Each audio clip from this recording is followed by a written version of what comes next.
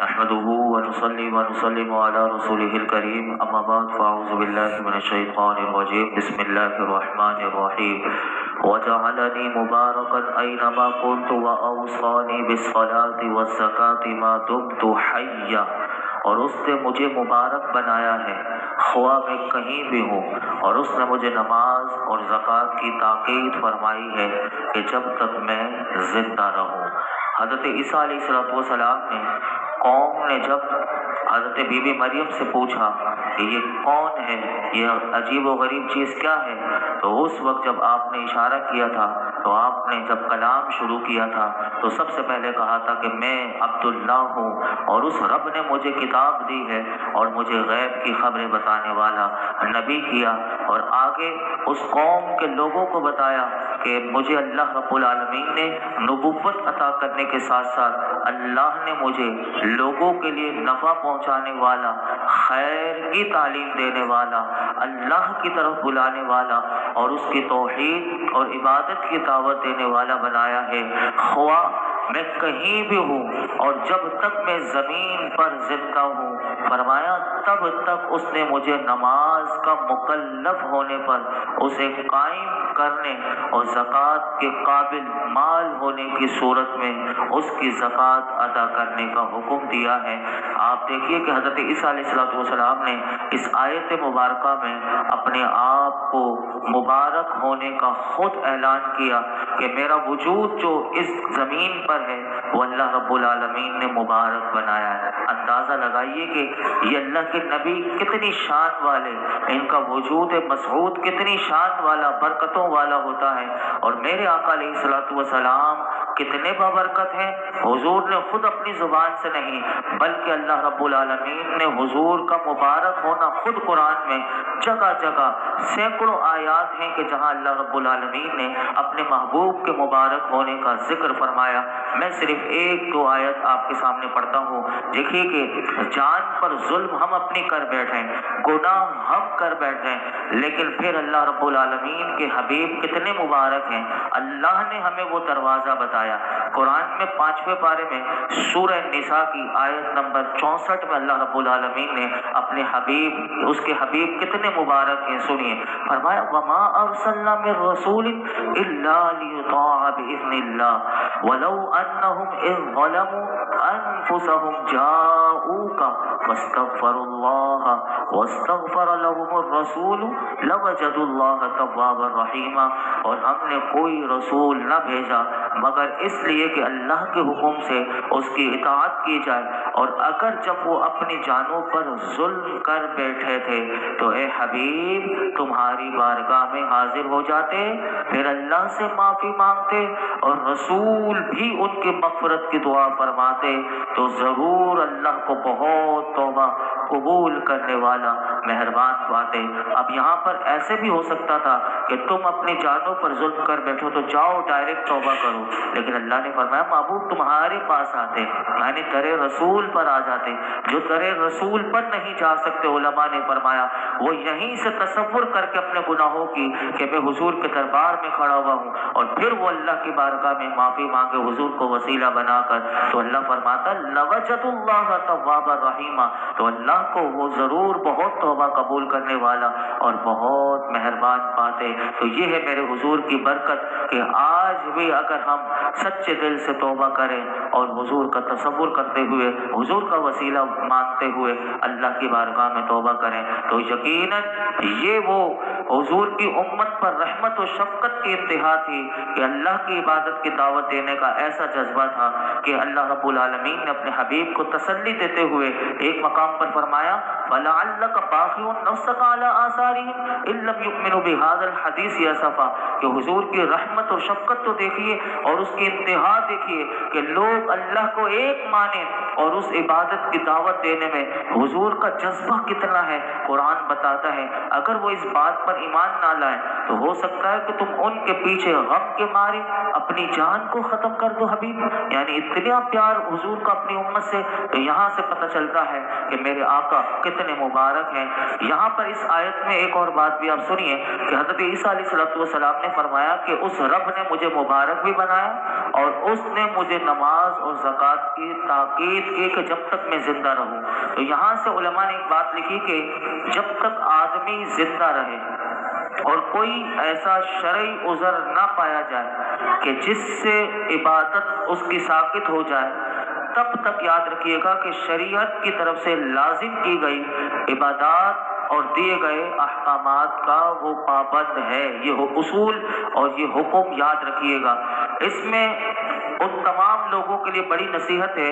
कि जो शैतान के बहकावे में आकर ये लोगों से कहते हैं कि हमें अल्लाह की इतनी मारिफत हो चुकी है कि अब हमारे ऊपर कोई इबादत लाजिम नहीं और हर हराम और नाजायज़ चीज़ उनके लिए मुबाह हो चुकी है। तो जब मखलूक में याद रखिएगा कि अल्लाह की सबसे ज़्यादा मारिफत रखने वाली और सबसे मुकर्रम हस्तियाँ जो इस रूए ज़मीन पर मौजूद हैं वो अंबिया और रसूल हैं। कुरान में उनसे इबादत साकित नहीं हुई, बल्कि पूरी कायनात में जो सबसे ज़्यादा मुकर्रम हैं और जो सबसे ज़्यादा अल्लाह की मारिफत रखने वाले हैं वो मेरे और आपके आका अलैहिस्सलातु वस्सलाम हैं। अगर उनसे इबादत ख़त्म नहीं हुई, साकित नहीं हुई, तो आजकल के जितने जाहिल और सूफिया जो बने हुए, बनावटी सूफिया बने हुए,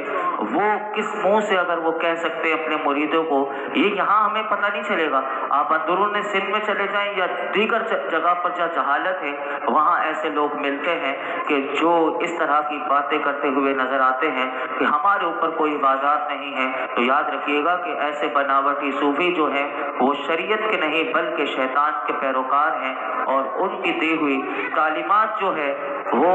ऐसे ही लोग हैं कि जो लोगों के दीन मजहब और ईमान पर डाके डालने वाले ऐसे खतरनाक लोग होते हैं। ऐसे शरीरों से खुद भी बचिएगा और ऐसे शरीरों से अपने आबा व अजदाद और जानने वाले जो दोस्त अहबाब हों उनको भी बचाना हमारी जिम्मेदारी है। बाज़ लोग क्योंकि वो उलमा से राब्ते में नहीं होते, दीन सीखते नहीं, तो फिर किसी ऐसे के हत्थे चढ़ जाते हैं तो वो उन्हें थोड़ा सा कोई वो जादू दिखाकर या उनकी आंखों पर वो पट्टी चढ़ जाती है गफलत की और वो ऐसी चीज़ें देखकर वो समझते हैं कि यही सब कुछ सही है। तो इसलिए कुरान बता रहा है कि हज़रत ईसा अलैहिस्सलाम ने अपनी कौम को बता दिया। आगे फिर क्या फरमाया आपने अपनी कौम से? आगे ये भी कहा वबर्रम बिवालिदती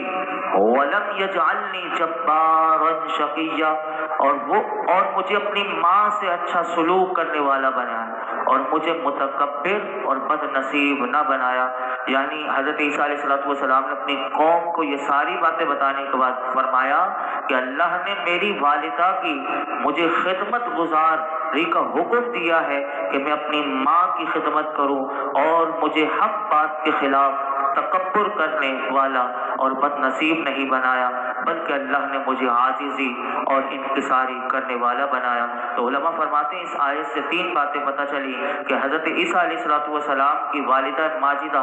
बदकारी की तोहमत से बरी हैं, क्योंकि अगर वो कोई बदकार औरत होती माज़अल्लाह तो एक मासूम रसूल को अल्लाह रब्बुल आलमीन अपनी माँ के साथ भलाई करने और उनकी ताज़ीम करने का हुक्म ना देता। ये एक बात पता चली। दूसरी बात ये पता चली कि हज़रत ईसा अलैहिस्सलाम बगैर बाप के पैदा हुए और क्योंकि आपको अपनी वालिदा के साथ अच्छा सलूक करने का हुक्म दिया गया तो इससे माँ का मर्तबा भी पता चला और ये भी पता चला कि अंबिया अलैहिमुस्सलाम क्योंकि वो मासूम है, उनके मर्तबे अल्लाह ने उनको जो फजीलतें दी हैं उसके बावजूद भी अल्लाह ने अंबिया को भी अपनी माँओं के साथ हुस्न सलूक करने का हुक्म दिया। तो याद रखिएगा कि हमारे लिए फिर माँ बाप के साथ हुस्न सलूक करना कितना अहम है कि अंबिया को जब हुक्म दिया गया तो फिर हमें और आप जो हैं हमारे लिए अपने माँ बाप का हुक्म मानना, उनकी फरमाबरदारी करना, उनकी खिदमत करना कितना ज़्यादा ज़रूरी है। तीसरी बात याद रखिएगा कि अंबिया कराम बदअकीदगी, बदअमली और बदखुल्की और सख्त दिली से मासूम होते हैं, क्योंकि बदअकीदा और बदअमल लोग उलमा ने लिखा कि ये बदबख्त होते हैं कि जब बदअकीदा हो जाए और बदअमल हो जाए तो फिर वो खुशबख्त नहीं होता, بلکہ وہ بدبختوں کی فہرست میں چلا جاتا ہے۔ آگے حضرت عیسیٰ علیہ السلام نے کیا فرمایا سنیے، والسلام علی یوم ولدت و یوم اموت و یوم ابعث حیا، اور مجھ پر سلامتی ہو جس دن میں پیدا ہوا اور جس دن وفات پاؤں اور جس دن زندہ اٹھایا جاؤں۔ حضرت عیسیٰ علیہ السلام نے